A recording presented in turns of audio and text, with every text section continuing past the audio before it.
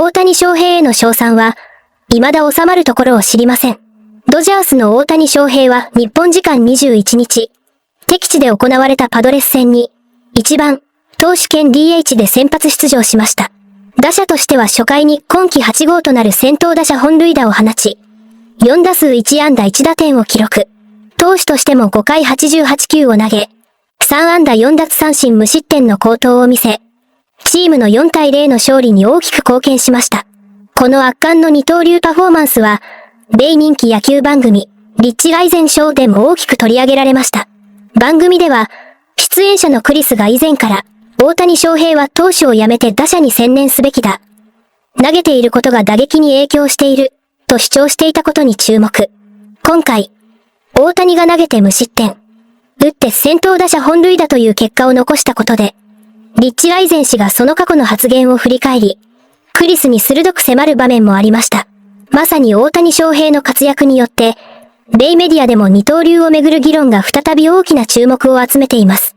これらの模様を日本語字幕付きでご紹介します。What was it like to play with Mike and Shohei? Playing with Mike Trout and Shohei Ohtani. And what was your feeling when you were coming there? When you got traded there, or did you get claimed by the Angels? I should know. Traded. Okay. Yeah, deadline to 22. 20. So, I knew it was 22. And then you went there. What was it like going there? Because that's the first team you ever changed to. And anytime I ever changed to a team, got traded, DFA'd, whatever it was, I was like, oh, yeah. They got Christian Yelich. They got Ryan Braun on this team. Dang, I'm going to the Yankees. You know, it's Judge's rookie year. Like, you think about that. So how was it? How was your, like, ooh, I want to see these guys compared to the real life Mike and Shohei show?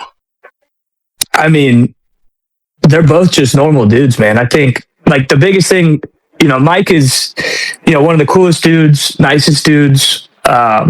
You know, you talk to him and, you know, you wouldn't think he's, you know, one of the greatest players of our generation. Just, you know, by the way he goes about his business and just the kind of person he is. You know, if anything I needed, he was always there to kind of, you know, bounce stuff off of. And then Shohei, I mean, he's a goofball, dude. He's messing around, believe it or not, for the most part. I mean, he's on his own schedule though. He's pitching, you know, once every, when I got there, he's pitching once every 6 days and then also going out and, you know, hitting, it seemed like a homer every night. But, you know, he'd go throw his weighted balls, wouldn't take BP, you know, and then, you know, hour before the game, like clockwork, he'd be in there, you know, doing his whole routine down to a science and then go out there and do what he does. But I hate to do this. I really hate to do this. And by hate to do this, I'm loving about what I'm up to. The reason why I hate to do it is because I know you're playing a role in Overreaction Monday, Christopher. Sure. And I know that when you double and triple down on it, you're kind of still playing the role, but every topic you do put out there on Overreaction Monday or Overreaction Monday on a Tuesday is born out of a germ of truth deep within your cerebral sports cortex. Where are we going? That you believe in what you're saying. Okay. Well, he tells you every day. Let's do that. By the way, it's like going to be like almost once every 5 days we replay this. Go ahead and hit it right here. Go ahead and hit it. Replaying you, giving your 2 cents on whether Ohtani should keep pitching. I get it. Enough with the pitching sideshow. Ohtani needs to go back to hitting only, or the Dodgers not going to make the NLCS. So you think he's not hitting well because he's pitching? 1,000%. I don't know how you could dispute that. Guy doesn't pitch for 2 years. We see 50-50 and the greatest offensive player we've ever seen. Now we're back to pitching? What is he hitting, 240? It's just baseball, man. It happens. It just happens. I don't know. I went to a couple games over the weekend. Didn't hit the broadside of a barn. I hear you. I get it. Something's off. I know. You got Braves mania over there. Enough with the pitching. No one cares. We're there to see. Untrue. No one cares. It is true. We're there to see you hit. Untrue. We're there to see you hit. We're not there to see you do something cool every 5th day. We're there to see you do something awesome every day. Let's hit. Wrong. Wrong. No, it's wrong o'clock. Last night in San Diego. First pitch of the game. What happens first pitch of the game? He got it. Gives himself a 1-0 lead that he then goes ahead and protects because he pitched 5 scoreless. And his ERA is now down to .73. Since Chris Brockman said this, Ohtani's hitting 448 with 2 homers, 10 runs batted in, 8 runs, 7 walks, and 12 innings pitched, 7 hits, 12 strikeouts, not a single run given up, Man. and 2 wins. Since you said it. You're welcome, Dodger fans. Okay, you're welcome. You're welcome. With the beast, Well, clearly. Say except. You're welcome. What, did you expect him to say anything other than that? Did you expect Clearly. him to say into a microphone, I was wrong? Clearly Because lit he the won't. beast. Fantastic. Okay. Screwed that up. Yeah, By the way, yeah, Chris, because Shohei heard you. Baby. by the way, 5 innings. Couldn't give me a quality start last night. Wow. Jeez. Okay. You know what I mean? Well, you just, you're just keeping him fresh For what?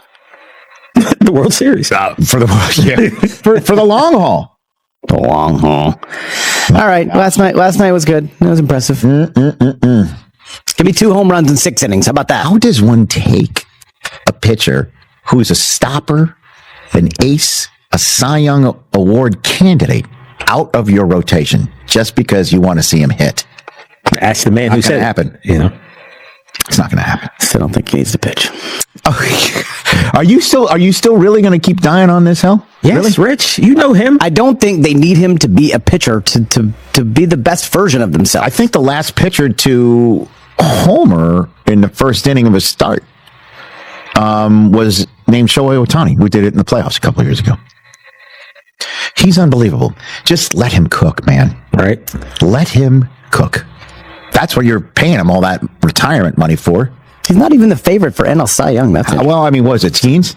Was it Skeens? No, or is it Mizorowski? Chris Sanchez, Skeens, and Mizorowski. So that means he shouldn't pitch because he's not the favorite. No, I'm just telling you what the odds are. But How is Ohtani not in the mix for? well, he's minus 475 for NL MVP. The next closest, Kyle Schwarber, 13-1. How many? Would that be 4 in a row for him? One American League. Yes, And then he wins it every year since he's come to the Dodgers, right? That'd be 4 straight MVP. that'd be, yeah. 5 overall, if I'm not mistaken. Let's talk about last night because we got, you guys, the full Shohei Ohtani experience. 5 scoreless innings. He lowered his ERA to 0.73. Just the way this game started. Paint the picture for you in case you missed it. First pitch leadoff home run. Then got on the mound and struck out the side. Like, even though he was a little off command-wise, like compared to all of his other dominating outings this season, he put up O's and he lowered his ERA, which is the most important thing. The most important thing. And, we haven't been blessed with every one of his outings, him also hitting. Right. So the fact that we got him in, I think it's like the first time this month that he has actually hit while he's been pitching, was just exactly what we needed to see last night. It was perfect. Everything about it was perfect. If you blinked, if you went to take out the trash cans, if you forgot something in the car, you missed that home run. And from that moment, what I love about Shohei this season, and the only silver lining from that stressful late April, early May that he had, is he's showing his emotions a lot more. Yeah. And I love him allowing us that access to his stoic, reserved personality that he usually has. That first home run was electric. Pages was sitting there with the sunflower seeds ready to shower him. And from that moment forth, he was just locked in. That first inning, I love that you bring up that it wasn't perfect from a pitching standpoint. Yeah. 21 pitches is not an ideal first inning. No. And, the golden number of 100 pitches getting us to the 7th inning, that immediately kind of got thrown out. So I wasn't sitting there worried, but I was sitting there like, okay, not the perfect first inning as a pitcher, but then they go back up to bat, and clearly they were locked in from the start. Hats off to Shohei, and hats off to him and Dave Roberts clearly being on the same page. And I do not expect much change going forward. I think Shohei is back. Yeah, I think what really, my favorite inning, and again, like, this was a nail biter. Dodger fans might not agree with me here because you're like, why was this your favorite inning? I was like literally about to throw up on the edge of my seat. The 5th inning, okay? Oh, yeah. Because it wasn't perfect, and you really saw Shohei's baseball IQ on That the mound. was runners on first and third, Runners right? on first and third. Okay. Okay. And he had to be really smart about what he did in order to keep this a scoreless game. Okay. And he had a ball come right back to him. You got a runner at first. You got a runner at third. What he did is he looks at the runner at third, kind of holds him for a second like he's going to throw him out if he tries to go home, then spins and throws out Castellanos at second base. And it saves a run. And the next big situation. So that was the first, that takes, takes guts. You got to be quick about it. That's too. like It's a quick turn, look, quick, get him out at second, because you don't want to miss getting an out. Right. You don't want to load the bases for Tatis. So the next situation, Tatis Jr. is up. They only have one out, and you're like, okay, this is not great. He's been slumping, and maybe this is the time where he comes through and Tatis just blasts a home run. I really hope that's not the case. But you're kind of looking at Ohtani, and I'm watching, because like you mentioned, Shohei wears his emotions on his face. Okay, you know exactly how he's feeling. You know if he's excited, you know if he's frustrated. It's almost like a cartoon how over exaggerated he shows his emotions. I love it so much. I wish more athletes were like that, because again, this is a game, you guys. It's their job. They're getting paid millions of dollars to do this, but it's entertainment. Yeah. It is entertainment for all the fans, and it's so much fun when you see and you feel the emotion. And Tatis, first pitch, got him to hit into a double play. And the emotion on Shohei Ohtani's face was just absolutely insane. He just went ham. It was like, yeah! Looking at everybody else, at that point, it was like, okay, we know that was it. But the way that you held on in that inning saved the game. There were so many possibilities for the Padres to capitalize and get a run in, and this is the rubber match game, and this is a game that determines who is going to be first in the NL West, because it has been a neck and neck race every single game for the last couple weeks between the Dodgers and the Padres, and we've been talking about the rivalry all week, but that moment with Shohei Ohtani in the fifth inning was everything. So special. It was everything. It really was. And it's proof that he's the heartbeat of this team, because how you can tell who guys rally around is when something major happens for them. Are they celebrating from afar, or do they run over and celebrate with him? Him screaming and throwing his arms. You see Mookie run into frame. You see Max Muncy run into frame. They're all celebrating with him and having his back. And I love that you bring up the momentum of it all, because the biggest difference I saw from last night as opposed to game one, where they lost 1-0, every time they got some kind of momentum in game one, Mookie gets thrown out stealing, Freddie gets caught stealing, something would immediately crush that momentum, whereas last night it was the exact opposite. Yeah. When things looked like they were going south, when you got runners on first and third, twice Mookie Betts turns a double play. Twice Freddie Freeman gets up and fires off 2 doubles, even though he had a cold streak for most of the month of May. I love Shohei Ohtani, I love Mookie Betts, I love Freddie Freeman, but as a collective, even though this is a team full of superstars, as a collective, when everything is gelling at the same time, I'm reminded, okay, this is Dodger baseball. Home run for Ohtani on the first pitch of the ball game. I gotta tell you, I love a leadoff home run, because that just sets the tone. It does. For the entire game, especially when you're on the road. Because again, did you hear those cheers? Pretty loud.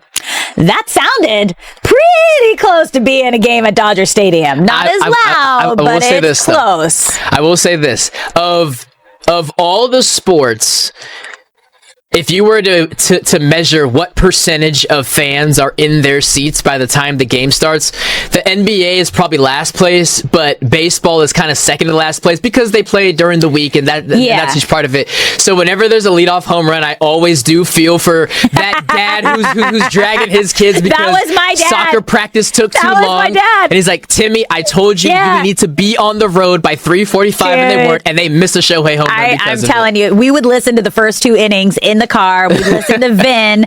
We'd usually, my dad was great because we had one of those premier parking spots. So it was park, walk right in, you're in your seats within 10 minutes. But yeah, we were getting there in the 3rd inning. And there's 4 kids and dad and mom. It's a lot. To be fair, when we were growing up, baseball games were 4.5 hours. So you did need to be there for all 9 innings. When we were growing up, when I was covering the Angels, I think they averaged 4.5 hour games, you guys. The pitch clock has been the best thing to happen to baseball in the last 10 years, besides Shohei Ohtani. Because Shohei Ohtani is the best thing to happen to baseball in the last decade. By the way, there's nobody that's like Shohei Ohtani, by the way. As we round third, head home with a home run. Ohtani on the mound yesterday for the Dodgers on the road. So he started the game as a hitter. And boy, did he start with a hit. And then he did a heck of a job on the mound as a pitcher.